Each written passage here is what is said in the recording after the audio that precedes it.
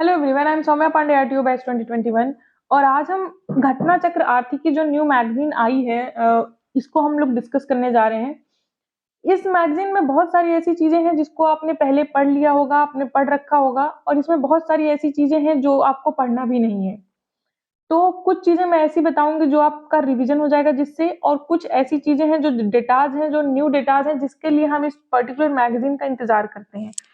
तो ये वीडियो मैं इसलिए नहीं बना रही कि मैं एक-एक चीज़ आपको पढ़ाऊँगी। मैं ये वीडियो सिर्फ़ इसलिए बना रही हूँ ताकि आप लोगों को मैं ये बता सकूँ कि इस मैगज़ीन में क्या पढ़ना है यूपी पीसीएस के पॉइंट ऑफ व्यू से और क्या नहीं पढ़ना है। क्योंकि बहुत सारे लोगों को पता ही नहीं होगा क्या पढ़ना है। वो लोग, मैंने देखा है, बहुत तो पूरी-पूरी मैगज़ीन पढ़ते चले जाते हैं और उसका कोई फ़ायदा नहीं होता है।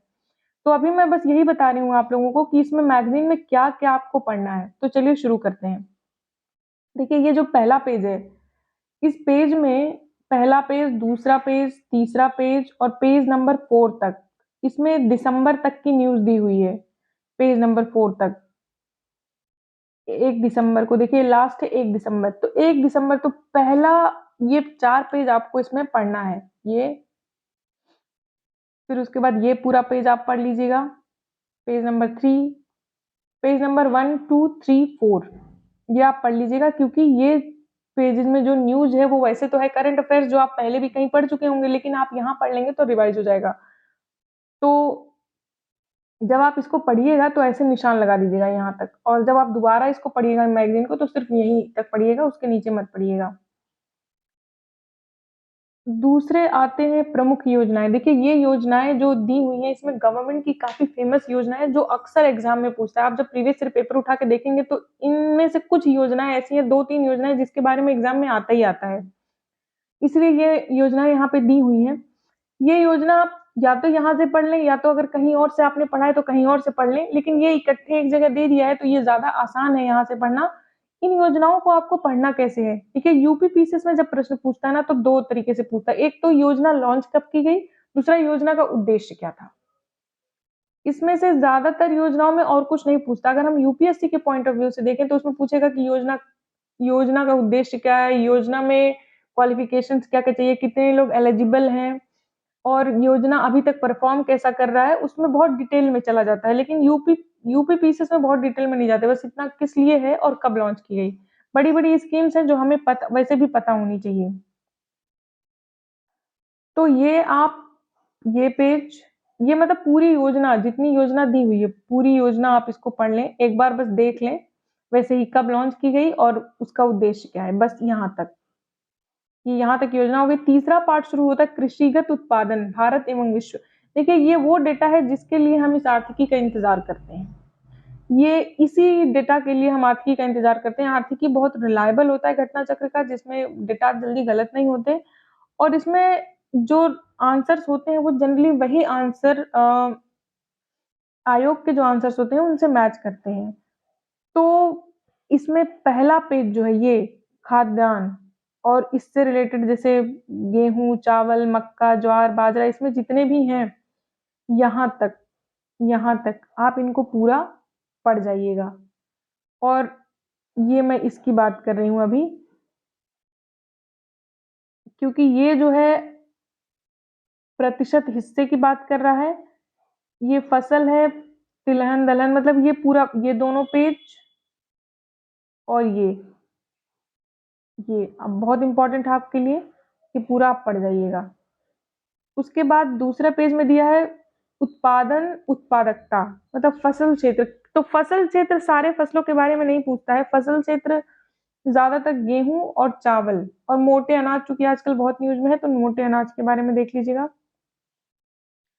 जो मेन मेन चीज है बस उसके बारे में फसल क्षेत्र देखना, फसल क्षेत्र सबके बारे में नहीं देखना है। तो ये जो डेटा है, आप यहाँ से, तो पहले इसको आपको बिल्कुल नहीं पढ़ना है, इसको कट कर दीजिए, और यहाँ से फसल क्षेत्र, यहाँ से देख लीजिएगा किस फसल का सबसे ज्यादा, दलहन, तिलहन, खरीफ, रबी, यहाँ सब दिया हुआ है। 2-3 का जो स्टार्टिंग के 2-3 होंगे उनको आप छांट लीजिएगा और उन्हीं को बस पढ़ लीजिएगा। अब आ जाते हैं कृषिगत उत्पादन विश्व। देखिए, ये वाला जो पेज होता है ना, ये वाला, ये बहुत इंपॉर्टेंट होता है। ये पूरा यहाँ तक, यहाँ तक ये बहुत इंपॉर्टेंट होता है। तो यहाँ तक आप पूरा पढ़ लेंगे। और चूँकि इसमें 5-6 दिया है तो आपको 5-6 याद करने की ज़रूरत नहीं है।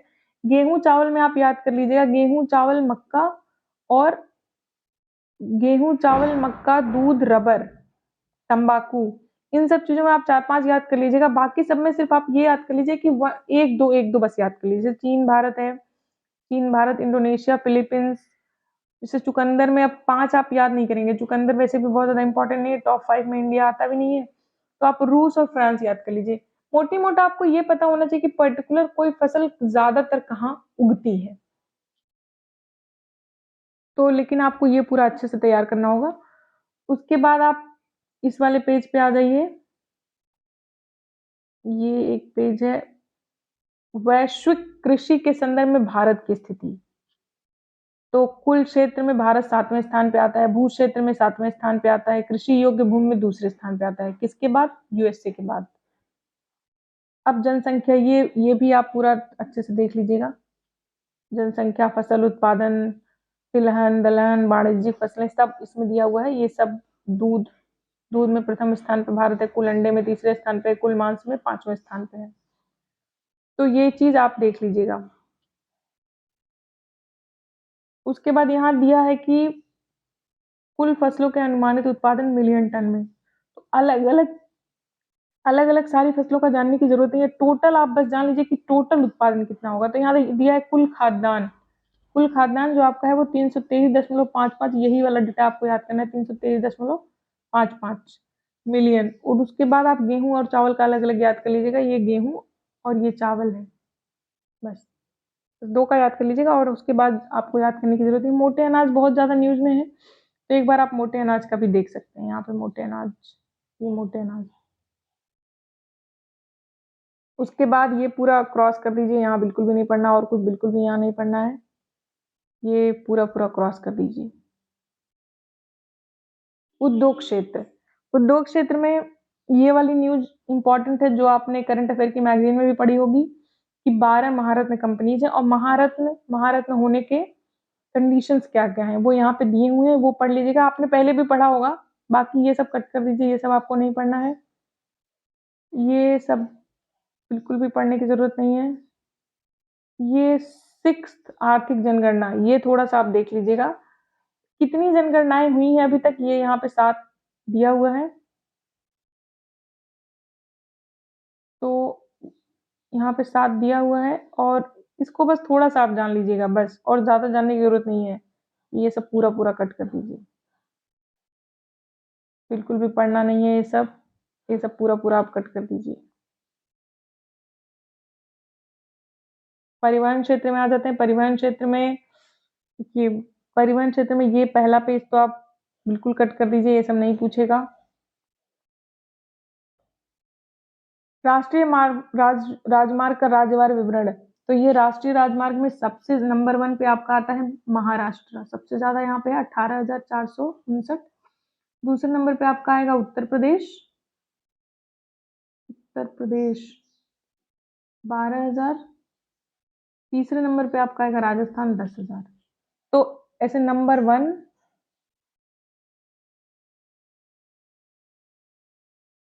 तो ऐसे यहाँ पे आप उत्तर प्रदेश नंबर 2, राजस्थान नंबर 3 और महाराष्ट्र नंबर 1 का निशान, इससे जब आप पढ़ रहे हो तो वहीं पे निशान लगा लीजिएगा ताकि दोबारा जब आप पढ़ें तो नंबर 1, 2, 3 पे बस आप करें।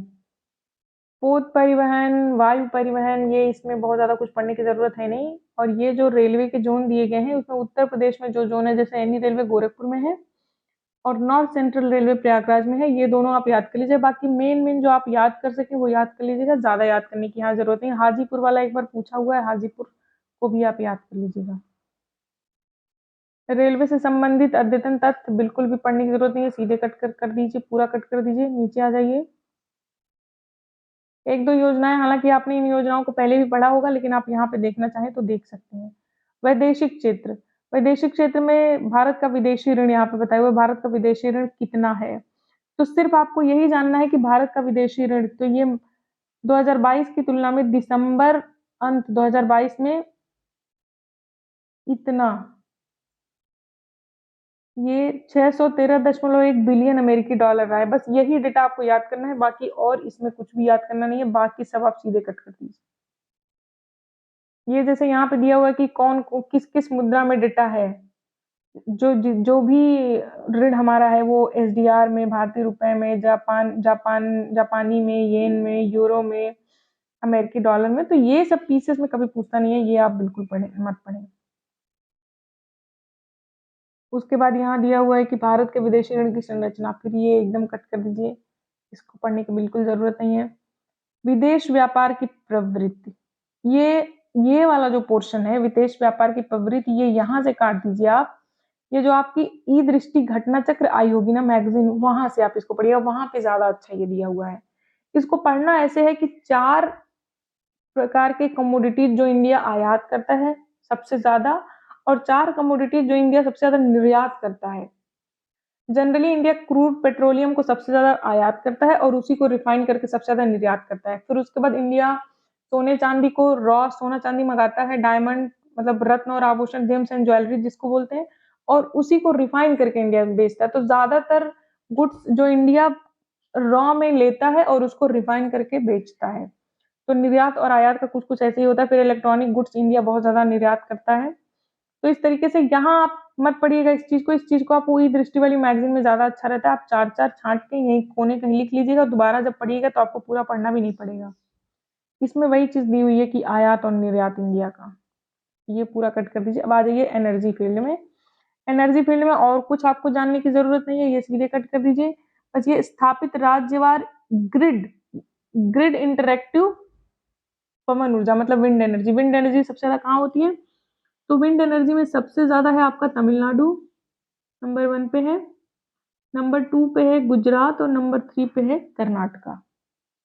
नंबर 1, नंबर 2, नंबर 3, तो यही 3 आपको याद कर लेने हैं बस। और बाकी पूरा ये कट कर दीजिए, इसमें कुछ भी पढ़ने की जरूरत नहीं है आपको। पूरा ये जो लिखा है सब कट कर दीजिए। अब सोलर एनर्जी में आ जाइए। सोलर एनर्जी यहाँ नीचे है। सोलर एनर्जी में आप देखेंगे तो सबसे ज्यादा सोलर एनर्जी कहाँ होती है? राजस्थान में, 17,055 मेगावाट। दूसरे नंबर पे आप आ जाएंगे तो हो जाएगा गुजरात, और तीसरे नंबर पे आ जाएंगे तो आ जाएगा कर्नाटका। तो यहाँ पे नंबर 1, 2 और 3 ऐसे अपने कॉपी में लिख लीजिएगा, ताकि जब आप पढ़ें तो सिर्फ यही पढ़ना हो, बाकी ये सब कट कर दीजिए, इसको बिल्कुल पढ़ने की जरूरत नहीं। कोई पढ़ना चाहे तो पढ़ सकता है नॉलेज के लिए, लेकिन ये एग्जाम के पॉइंट ऑफ व्यू से जरूरत नहीं। और ये जो स्कीम्स है पीएम कुसुम, इनको डिटेल में दिया हुआ है। राष्ट्रीय सोलर मिशन, ये आपने पहले भी घटना चक्र में, घटना चक्र पूर्वावलोकन में, या फिर और कहीं पढ़ा होगा आपने। तो यहाँ पे टाइम वेस्ट मत कीजिए, यहाँ पे सिर्फ आप बस जो मेन मेन डेटा जिस पॉइंट के लिए ये बुक ली जाती है बस उसी के लिए आप इसको यूज करें। अब जैसे पर्यटन क्षेत्र है, पर्यटन क्षेत्र में हमको ज्यादातर ये देखना होता है कि अभी हमारे पर्यटन में वृद्धि हो रही है कि कमी हो रही है, मतलब जो आ रहे हैं उनमें वृद्धि हो रही है कि कमी हो रही है। तो भारत में विदेशी पर्यटकों के आगमन की संख्या इतना मिलियन है, वार्षिक वृद्धि माइनस में है, तो यानी कि कम आ रहे हैं। लेकिन जाने वाले प्लस में है, तो जाने वालों की संख्या बढ़ रही है। बाकी इसमें कुछ नहीं पढ़ना, इसको सीधा कट कर दीजिए। कहाँ से ज्यादा आते हैं ये देखिए, 2021 में विदेशी पर्यटन आगमन है तो सिर्फ, तो सबसे ज्यादा यूएसए से, फिर बांग्लादेश, फिर यूके, फिर कनाडा, और फिर नेपाल। टॉप 5 याद कर लीजिए, ये इंपॉर्टेंट है।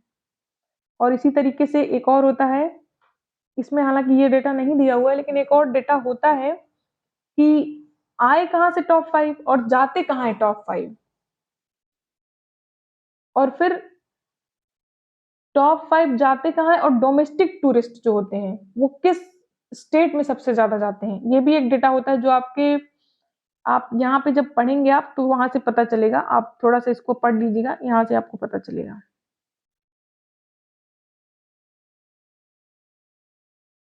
अब ये देखिए, ये एक डेटा आया हुआ है, कुल प्रजनन दर का डेटा। सबसे ज्यादा प्रजनन दर कहाँ है, तो वो आप जानते भी होंगे, सबसे ज्यादा है आपका बिहार में, 3 है। सबसे ज्यादा बिहार में 3 है, और यूपी का जो डेटा है वो आप 2.7 है, ये याद कर लीजिएगा।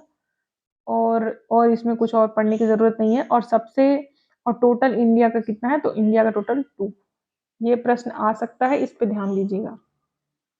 और मैटरनल मोर्टेलिटी रेट तो कुल जो है भारत का वो 97 है। 2018 से 20 का डेटा जो है, ये आपको ये वाला डेटा नहीं पढ़ना है, आपको सिर्फ यही वाला डेटा पढ़ना है क्योंकि ये 18 से 20 का है। देखिए ये 18 से 20 का, ये पुराना है जो कंपेयर करके लिखा हुआ है, लेकिन आपको जो जानना है वो सिर्फ यही जानना है। तो 97 कुल है भारत का, जिसमें से सबसे ज्यादा कहाँ पे है, तो सबसे ज्यादा 195 असम में है, और सबसे कम ऑब्वियसली केरला में ही होगा। सबसे कम केरला, देखिए 19 है केरला में, सबसे कम है। तो इस तरीके से सबसे ज्यादा, सबसे कम और टोटल, बस इतना ही आपको आपको याद रखने की जरूरत है।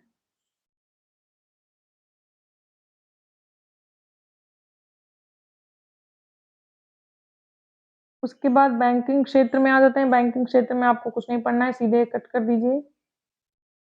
जीएसटी में आप सिर्फ इतना जान लीजिए कि जीएसटी किस अमेंडमेंट के तहत लगाया गया था, कब लगाया गया था, जीएसटी काउंसिल किस आर्टिकल के तहत है, और जीएसटी काउंसिल में कौन कौन आता है, जैसे यहाँ पे दिया हुआ है जीएसटी काउंसिल, ये चीज आप पढ़ लीजिएगा एक बार। बस उसके बाद इससे ज्यादा जीएसटी में आपको कुछ जानने की जरूरत नहीं है। ये संरचना जो है इसकी दी हुई है, यही संरचना है बस। अब देखिए वर्ड सूचकांक, फिर से ये जो सूचकांक यहाँ पे दिया हुआ है इंडेक्सेस, ये इंडेक्सेस जो है ऐसा नहीं है कि यहाँ दिया हुआ, आपने जो करंट अफेयर की मैगजीन ली है ई दृष्टि घटना चक्र, उसमें भी ये सारे सूचकांक दिए हुए हैं, लेकिन मैंने इसको देखा तो मुझे लगा कि इसमें जो सूचकांक दिए हुए वो सारे इंपॉर्टेंट वाले दिए हुए हैं। तो मैं तो कहूंगी कि आप वहां वहां पे बहुत ज्यादा दिया हुआ है जिसमें छांटने की जरूरत है, आप सूचकांक यहाँ से भी पढ़ सकते हैं। यहाँ भी जो ज्यादा इंपॉर्टेंट है और एग्जाम के लिए वो बहुत ज्यादा अच्छे से यहाँ पे दे दिया हुआ है। और जब भी आप सूचकांक पढ़ते हैं आपको तीन चीज पढ़ने की जरूरत होती है, जैसे ह्यूमन डेवलपमेंट इंडेक्स। इस इंडेक्स को आप जब पढ़ेंगे तो सबसे पहले इंडिया किस स्थान पे रहा, ठीक, इंडिया किस स्थान पे है, और पहले स्थान पे कौन है और लास्ट पे कौन है, फर्स्ट लास्ट और इंडिया, इतना चीज आपको किसी भी इंडेक्स में याद करना होता है।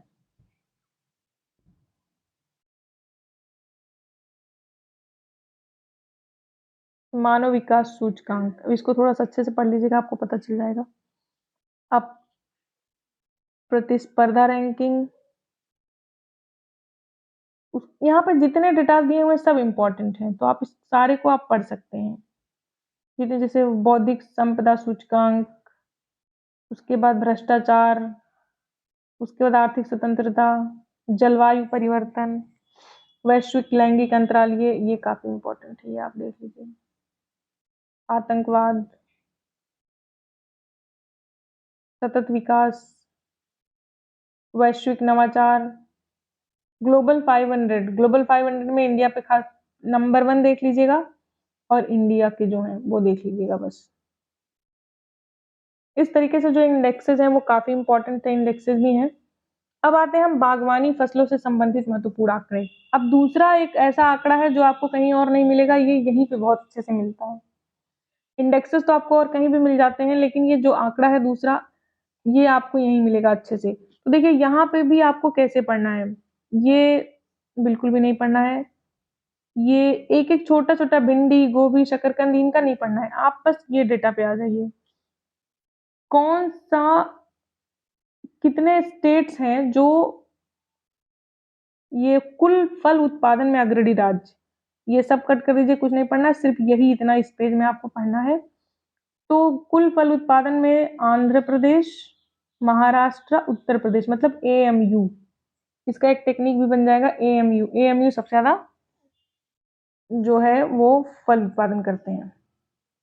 बस यहाँ से एक ही डेटा याद करना। अब दूसरा आ गया सब्जी के उत्पादन में, सब्जी का उत्पादन, आप यहाँ आ जाइए, ये आम का दिया है, कुल आलू उत्पादन का दिया है,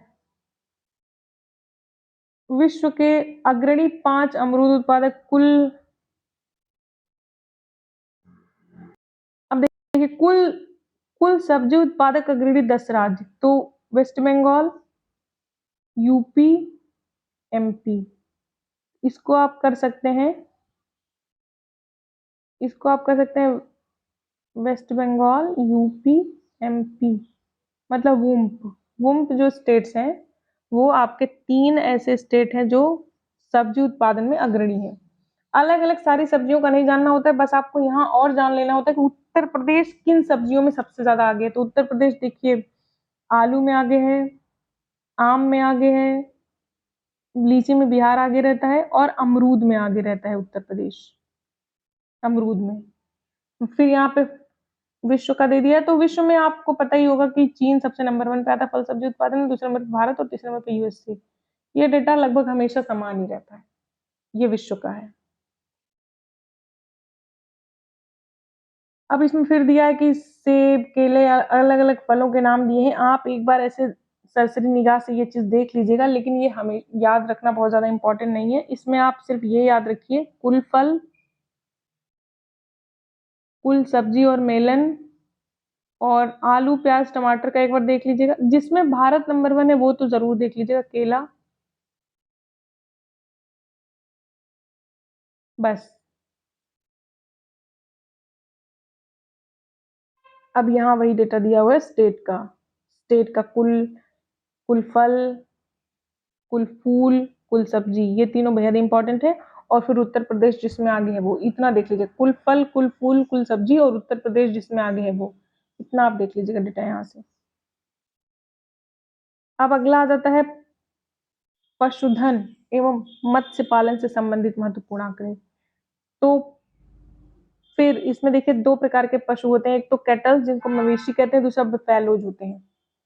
तो कैटल्स में पश्चिम बंगाल आगे है, उत्तर प्रदेश, तब मध्य प्रदेश आता है। और मवेशीज मतलब भैंस मतलब बुफैलोज में उत्तर प्रदेश पहले नंबर पे, फिर राजस्थान है, फिर गुजरात है। ये डेटाज आप याद रखिएगा। और टोटल पशु में उत्तर प्रदेश नंबर 1 पे है। जैसे यहाँ पे दिया है कुल पशुधन, तो कुल पशुधन में आपको उत्तर प्रदेश सबसे नंबर 1 पे, फिर राजस्थान, फिर मध्य प्रदेश। ज्यादातर तो यही आंकड़ा पूछता है, उत्तर प्रदेश, राजस्थान, मध्य प्रदेश, कुल पशुधन ही पूछता है। लेकिन आप ऊपर वाला भी डेटा एक बार देख लीजिएगा। ये सब जो दिया है ये सब आप कट कर सकते हैं, इसमें इसको पढ़ने की आपको ज्यादा जरूरत नहीं है। अब देखिए आ गया मत्स्य उत्पादन में। मत्स्य उत्पादन का लेकिन आप देख लीजिएगा, ये आंध्र प्रदेश, वेस्ट बंगाल और गुजरात। आंध्र प्रदेश, वेस्ट बंगाल और गुजरात, ये 3 आपके जो है मत्स्य उत्पादन में सबसे ज्यादा आगे हैं। उसके बाद मांस उत्पादन में महाराष्ट्र नंबर 1 पे हो गया, पहले उत्तर प्रदेश था, महाराष्ट्र, फिर उत्तर प्रदेश, पश्चिम बंगाल। यहाँ पे देखिए दुग्ध उत्पादन में कुछ लोग कह रहे थे कि राजस्थान नंबर 1 पे आ गया है, लेकिन ये जो 2020-21 का डेटा इसमें दिया हुआ है, हो सकता है कि 21-22 का प्रॉपर डेटा अभी आया ना हो, इसीलिए इसमें 20-21 का ही डेटा दिया हुआ है। इसमें जिस भी ईयर का डेटा दिया रहता है वो लेटेस्ट डेटा माना जाता है। तो अभी दूध उत्पादन में यहाँ पे उत्तर प्रदेश ही नंबर 1 पे दिया गया है। अगर आप लोग को कोई कंफ्यूजन हो तो आप लोग कोई और बुक देख सकते हैं। अंडे में अंडा आंध्र प्रदेश, आप इसको ऐसे भी याद कर सकते हैं, अंडा आंध्र प्रदेश करके। तो इतना मैं अपने पहले वीडियो में बता रही हूँ। इसके बाद पशुधन गणना और इसके आगे का जो आर्थिकी बचा हुआ है, जो अभी 45 पेज मैंने बता दिया, 45 पेज, लगभग 55 पेज और बचे हुए हैं। 55 पेजेस मैं अगले अपने वीडियो में बताऊंगी, वीडियो नंबर मतलब पार्ट 2 में। तब तक इतना आप देखें, इतना इसको पढ़ें। और थैंक यू वेरी मच।